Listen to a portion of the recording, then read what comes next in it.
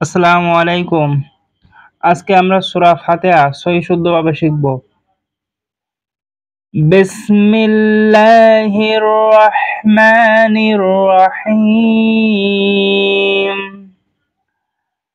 আলহামদুলিল্লাহি রাব্বিল আলামিন।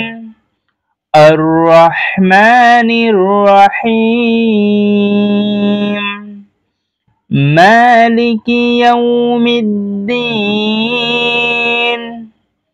إياك نعبد وإياك نستعين اهدنا الصراط المستقيم صراط الذين أنعمت عليهم غير المغضوب عليهم ولا الضالين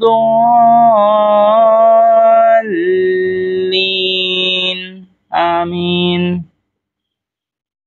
অর্থ পরম দয়ালু দয়াময় আল্লাহর নামে শুরু করতেছি। সমস্ত প্রশংসা আল্লাহর জন্য, যিনি সমস্ত বিশ্ব সমূহের সৃষ্টিকর্তা, রক্ষাকর্তা, পালনকর্তা। তিনি দয়াময়, তিনি অত্যন্ত দয়ালু, তিনি বড় মেহেরবান।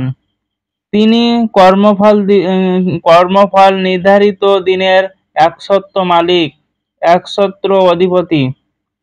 আমরা একমাত্র তোমারই ইবাদত করতেছি এবং একমাত্র তোমারই নিকট সাহায্য প্রার্থনা করতেছি।